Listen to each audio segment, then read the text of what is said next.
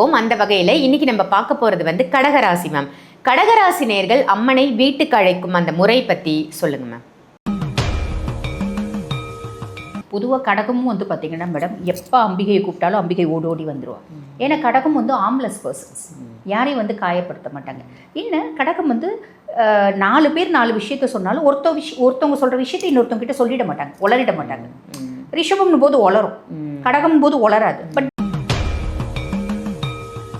கடகம் வந்து பார்த்திங்கன்னா மேடம், இந்த மாதம் வந்து இவங்க அம்பிகையை வழிபாடு பண்ணுறாங்க அப்படின்னா, நான் முன்னாடியே சொன்னேன், அம்பிகை கூப்பிட்ட குரலுக்கு இவங்க கூப்பிட்ட குரலுக்கு ஓடோடி வந்துடுவா அப்படின்னு எந்த நாளை இவங்க செலக்ட் பண்ணலாம் அப்படின்னா,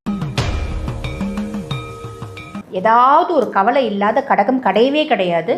அவங்க லைஃப் லாங் எதையாவது ஒன்று தெரிஞ்சு கவலைப்படுவாங்க. முக்கியமாக அவங்க வாழ்க்கையே கவலையில் தான் அவங்க வந்து பார்த்திங்கன்னா உழலுவாங்க அப்படின்னு சொல்லலாம்.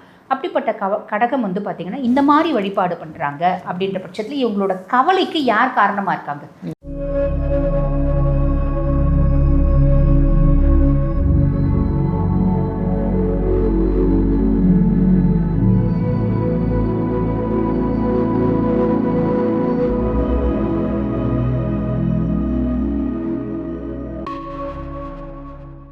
ஜோதிடம் கற்க ஆசையா?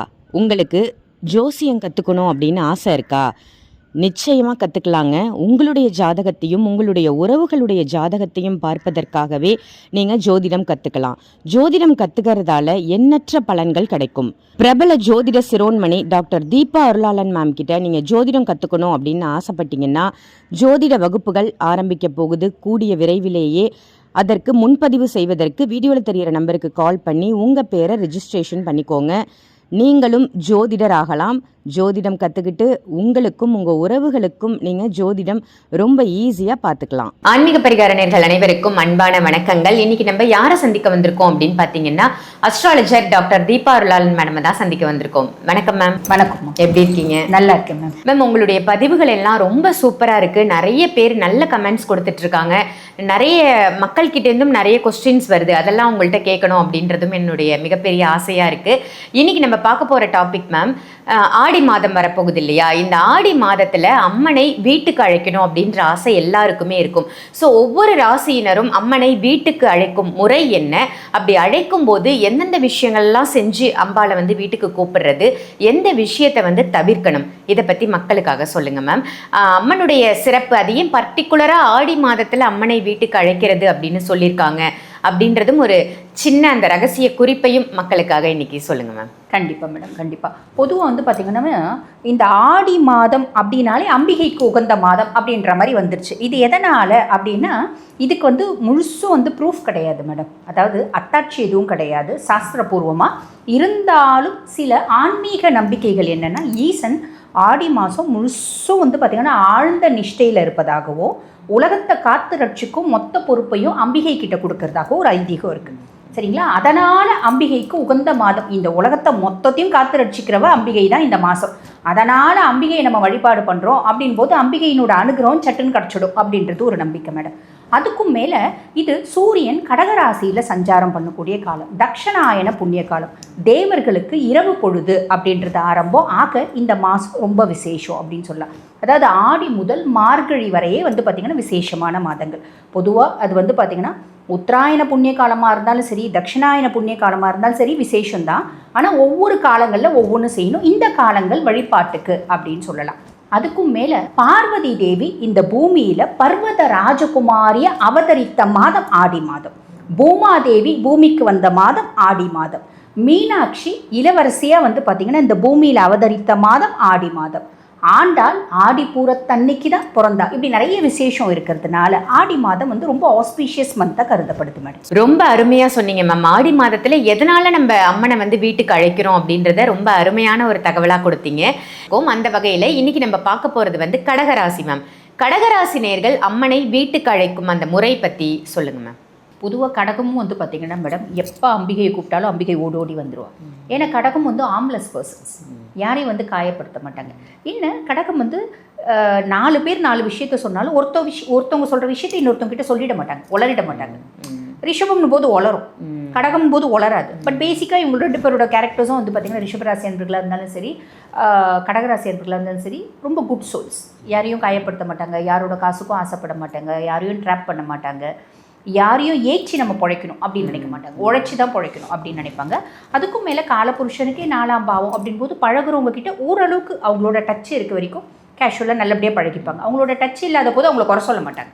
அது ஒரு பெரிய நல்ல விஷயம் அப்படின்னு சொல்லலாம். கடகம் வந்து பார்த்திங்கன்னா மேடம், இந்த மாதம் வந்து இவங்க அம்பிகையை வழிபாடு பண்ணுறாங்க அப்படின்னா, நான் முன்னாடியே சொன்னேன், அம்பிகை கூப்பிட்ட குரலுக்கு இவங்க கூப்பிட்ட குரலுக்கு ஓடோடி வந்துடுவா அப்படின்னு எந்த நாளை இவங்க செலக்ட் பண்ணலாம் அப்படின்னா திங்கட்கிழமைகளை செலக்ட் பண்ணிக்கலாம். பொதுவாக அம்பிகையினோட இது வழிபாடே செவ்வாய் வெள்ளி தானே அப்படின்லாம் கிடையாது. எந்த கடவுளையும் நீ இந்த நாள் தான் வழிபாடு பண்ணோம் அப்படின்றது கிடையாது. இதெல்லாம் எங்களை மாதிரி பர்சன்ஸ் நடுவில் திணிக்கப்பட்டது அப்படின்னா. உண்மை எல்லா கடவுளையும் எல்லா நாளும் வழிபாடு பண்ணலாம். ஒரு சில காலங்களில் ஒரு சில நாட்களில் வழிபாடு பண்ணும்போது அதனோட பலன் ஒரு கல் எக்ஸ்ட்ரா, அவ்வளோதான். அப்போ கடகம் அப்படின்னாலே நீ திங்கக்கிழமை சோமவாரத்தை கெட்டிமாக பிடிச்சிடணும். சோமவாரத்தை கெட்டிமாக, அதுவும் ஆடி சோமவாரம் அப்படின்றதும் அம்பிகைக்கு விசேஷம். சோமவாரம்னா ஈசனுக்கு, செவ்வாய்க்கிழமைனா முருகனுக்கு, புதன்கிழமைனா பெருமாளுக்கு, சனிக்கிழமைனா பெருமாளுக்கு. இப்படி நடுவில் எங்களை மாதிரி பர்சன்ஸ், நான் பண்ணுறது இல்லாத திணிக்கப்பட்ட சாஸ்திரங்கள் அப்படின்னு சொல்லலாம். அப்போ நீங்கள் சோமவாரம் தோறும் இவங்க வந்து பார்த்திங்கன்னா அம்பிகையை வழிபாடு பண்ணும். அம்பிகையை வழிபாடு பண்ணுறாங்க அப்படின்ற பட்சத்தில் இவங்க எப்பயுமே வந்து பார்த்திங்கன்னா வீட்டில் ராஜராஜேஸ்வரி ஃபோட்டோ, புவனேஸ்வரி தாயார், ராஜராஜேஸ்வரி தாயார் கரும்போடு இருப்பா, அவளோட ஃபோட்டோ வச்சு வழிபாடு பண்ணுறது ரொம்ப விசேஷம். அப்போ இது வரைக்கும் வீட்டில் இருக்குன்னா ரைட்டு, இல்லைனா இப்போ ஆடி மாதம் மட்டும்தான் நம்ம அம்பிகை வழிபாடு பண்ணுவோமா? இல்லையே, வருஷம் ஃபுல்லும் அம்பிகை வழிபாடு பண்ணால் அம்பிகை வேணான்றால, இல்லை நம்ம தான் அம்பிகை கொடுக்குற நல்லதை வேணான்னு இடுவோமா? அப்போ அந்த ராஜராஜேஸ்வரி ஃபோட்டோ அதை வந்து நம்ம வீட்டில் வாங்கி வச்சுக்கணும். வாங்கி வச்சுட்டு கிழக்கு பார்த்த மாதிரி வைக்கணும். வச்சுட்டு இது வந்து பார்த்திங்கன்னா நெய் விளக்கு ஏற்றணும். அந்த நெய் விளக்கில் 4 பச்சரிசி போடணும். பச்சரிசி போட்டு வெள்ளைத்திரி போட்டு நெய் விளக்கு ஏற்றுறது விசேஷம். அது கூட வந்து பார்த்திங்கன்னா இவ்வளோண்டு பச்சை கற்பூரம் எதுக்கு போடுறோம் அப்படின்னா, அந்த பூஜையினோட நம்ம சொல்லக்கூடிய மந்திரங்களோட ஆற்றல் அதிகரிக்கும், அதனால் போடுறோம். அதே மாதிரி ஏலக்காய் ஒரு துண்டு போட சொல்லுவோம். அந்த ஏலக்காய் எதுக்கு அப்படின்னா, முக்கியமாக இது சந்திரனோட ராசி. அதுக்கும் மேலே ஏலக்காய்க்கு வந்து பார்த்திங்கன்னா கேட்கும் திறன் அப்படின்றது உண்டு, ஈர்க்கும் தன்மை அப்படின்றது உண்டு, இறைசக்தி அப்படின்றது இயற்கையாகவே உண்டு.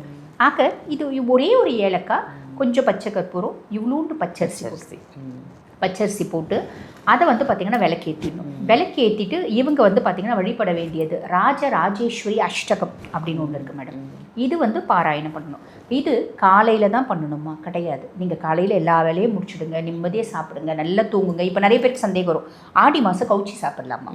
அது மெயின் சந்தேகமாக இருக்கும்.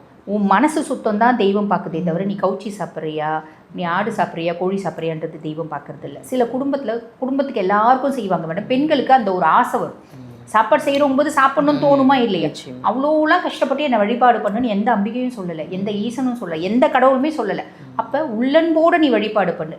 நீ இன்றைக்கெல்லாம் வீட்டில் ஏகப்பட்ட நல்லது செய்கிற, ஆனால் நீ சம்பாதிக்கிறதே தப்பான விதத்தில் சம்பாதிக்கிற. அப்போ அம்பிகையினோட கடாட்சம் உனக்கு எப்படி இருக்கும்? இருக்காது.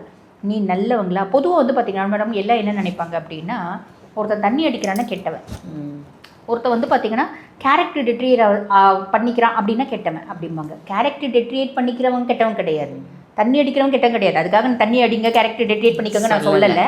இவங்க எல்லாரும் விட கெட்டவங்க யார் அப்படின்னா, மற்றவங்களை காயப்படுத்துறவங்க, மற்றவங்களை அடிச்சு பிடிச்சி சம்பாதிக்கிறவங்க. நான் என்ன எவ்வளோ என்ன கெடுத்துக்கிறதுக்கு எனக்கு ரைட்ஸ் இருக்குது, இன்னொருத்தவங்களை கெடுக்கிறதுக்கு எனக்கு ரைட்ஸ் இல்லை. அப்போ இன்னொருத்தவனை கெடுக்கிறவன் தான் கெட்டவன், இவெல்லாம் 2வது தான். அதை மக்கள் புரிஞ்சுக்கணும் இல்லைங்களா? அப்போ யாரையும் காயப்படுத்தாமல், யாரையும் கெடுக்காமல், யாரோட காசுக்கும் ஆசைப்படாமல், யாரையும் கேவலமாக பேசாமல், முக்கியமாக பெண்கள் சரியில்லை அப்படின்ற வார்த்தை எப்பயுமே சொல்லக்கூடாது. இந்த மாதிரி நல்ல குணங்கள் இருக்குது அப்படின்னாலே நம்ம ரொம்ப நல்லவங்க, உலகத்துலேயே உத்தமமானவங்க நம்ம தான் இல்லைங்களா? அப்போ இவங்க என்ன பண்ணணும் அப்படின்னா, அந்த ராஜராஜேஸ்வரி அஷ்டகம் பாராயணம் பண்ணிவிட்டு பால் பாயசம் நிவேதனம் பண்ணணும்.